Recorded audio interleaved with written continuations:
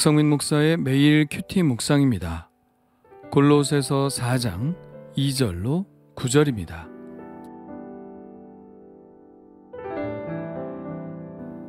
기도를 계속하고 기도에 감사함으로 깨어있으라. 또한 우리를 위하여 기도하되 하나님이 전도할 문을 우리에게 열어주사 그리스도의 비밀을 말하게 하시기를 구하라. 내가 이 일 때문에 매임을 당하였노라. 그리하면 내가 마땅히 할 말로써 이 비밀을 나타내리라. 외인에게 대하여는 지혜로 행하여 세월을 아끼라.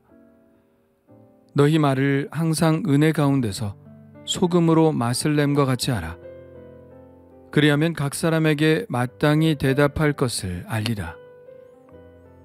두기고가 내 사정을 다 너희에게 알려주리니 그는 사랑받는 형제요 신실한 일꾼이요 주 안에서 함께 종이 된 자니라.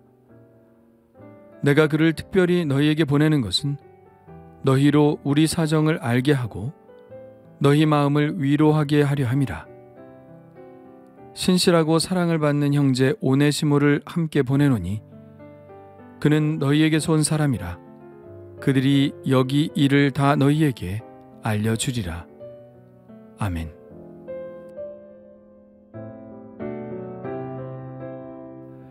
이제 바울의 마지막 권면이 나옵니다. 바울은 자주 마지막 권면에서 기도를 언급하고 있죠. 골로새서도 예외는 아닌데요. 그는 이렇게 말합니다. 기도를 계속하고 기도에 감사함으로 깨어있으라. 데살로니가 전서의 말씀이 생각나죠. 거기에서도 쉬지 말고 기도하라 라고 권면하고 있습니다. 기도는 쉬는 것이 아닙니다. 계속해야 하는 것입니다. 계속하라고 하니까 기도가 무슨 일처럼 느껴지기도 하고 약간의 스트레스를 주는 느낌을 갖기도 하지만 기도는 일이 아닙니다. 일은 안 해도 됩니다. 그러나 기도는 꼭 해야 합니다. 그렇다면 기도는 그리스도인의 생명력과 관계된 것입니다. 기도는 가장 기본적인 그리스도인의 생명을 유지시켜주는 장치입니다. 마치 호흡과 같죠. 호흡을 하지 않은 생명은 죽은 것처럼 기도하지 않는 그리스도인은 살았다는 이름을 가졌을지 몰라도 그리스도인으로서의 생명력은 이미 없는 것이죠. 기도라는 말의 이중함의가 정말 신기하지 않나요? 우리의 신체 중 호흡을 하는 기관이 바로 기도죠. 기도로 숨을 쉽니다. 그리고 우리 영혼도 바로 기도로 숨을 쉬는 것이죠. 기도를 계속하라는 말의 뜻은 무엇일까요?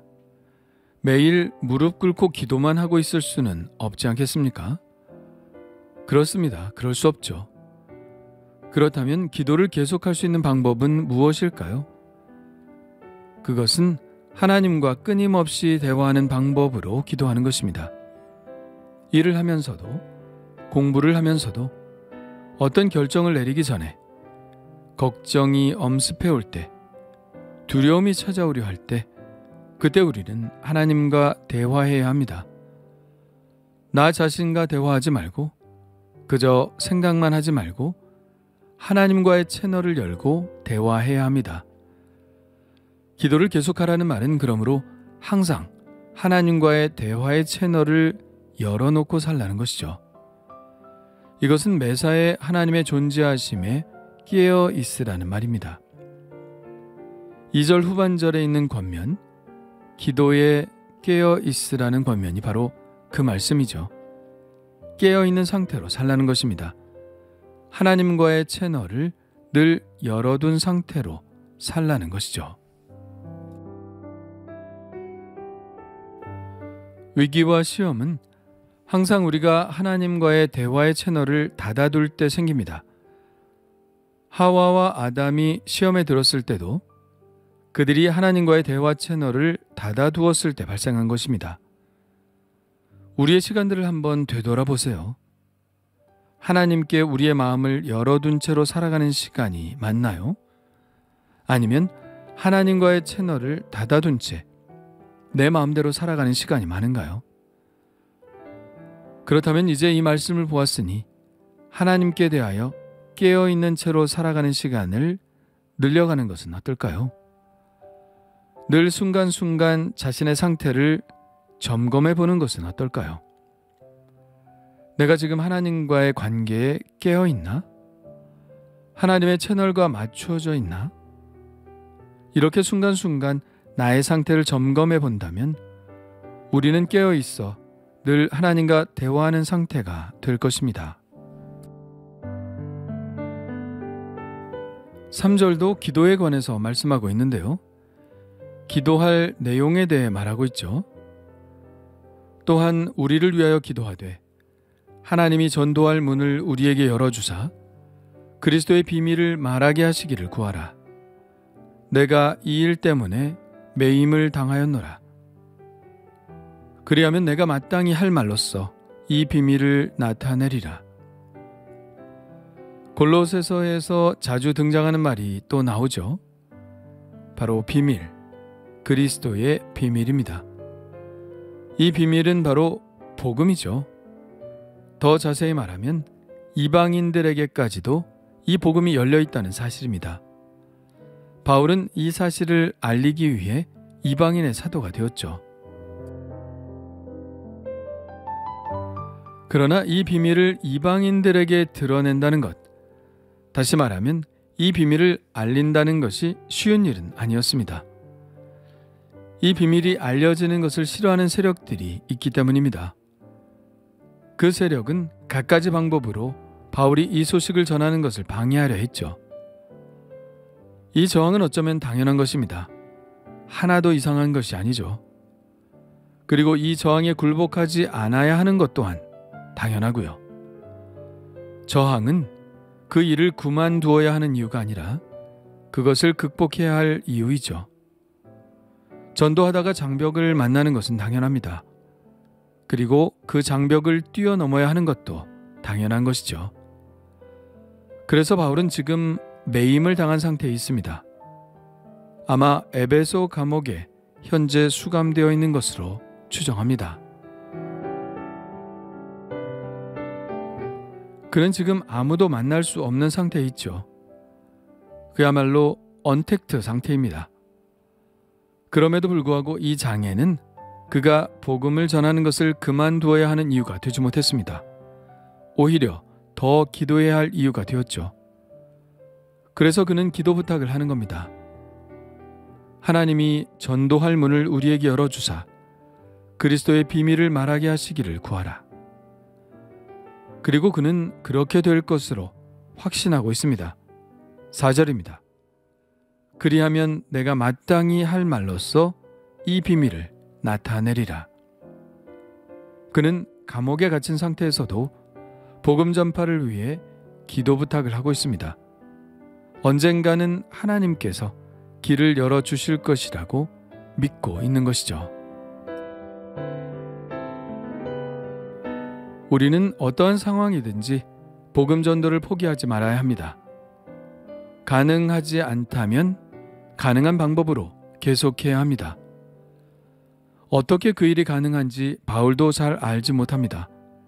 지금으로서는 다 막혀 있는 것 같습니다. 그래서 바울은 기도 부탁을 하고 있는 것이죠. 하나님이 전도할 문을 우리에게 열어주시도록 기도 부탁을 하고 있는 것입니다. 어떤 문이 어떻게 열릴지 바울은 알지 못합니다. 그래서 기도할 수밖에 없는 것이죠. 전도의 문은 하나님이 열어주시는 겁니다. 그러므로 우리는 하나님께 기도해야 합니다. 마귀는 모든 문을 막는다고 막고 있겠지만 하나님은 생각하지도 않은 문을 또 열어주십니다. 그리고 그 문은 하나님께서 열어주시도록 간절히 구하는 자들에게만 보이죠. 하나님께서 그 기도에 응답하여 열어주시니까요. 그러므로 우리는 막막할 때, 그 어떤 문도 볼 수 없을 때 기도해야 합니다. 그렇다면 지금 우리는 기도하고 있나요? 전도하기가 어렵다고 그저 쉬고 있는 것은 아닌가요? 그렇다면 오히려 더 기도부터 시작해야 하는 것 아닌가요? 하나님께서 반드시 전도의 문을 우리에게 열어주실 줄 믿습니다. 주님 감사합니다. 매일 깨어 하나님과 대화의 채널을 열어놓게 하옵소서. 하나님과의 채널을 잠깐 꺼놓은 채 잊어버리고 살지 않게 하시고 늘 열어두어 하나님께서 언제나 저에게 말씀하시도록, 그리고 저도 하나님과 언제나 대화를 시도할 수 있도록 늘 깨어 기도를 계속하게 하옵소서. 오 주님, 주님께 기도드리오니 전도할 문을 우리에게 열어 주옵소서. 막혀있는 것 같지만 기도하는 자에게 열어주실 줄 믿사오니 상황에 포기하지 않게 하시고 마귀의 저항에 굴복하지 않게 하시고 깨어 기도하여 하나님의 열어주시는 은총을 경험하게 하옵소서. 전도의 문을 열어주실 줄 믿습니다. 예수님의 이름으로 기도합니다. 아멘.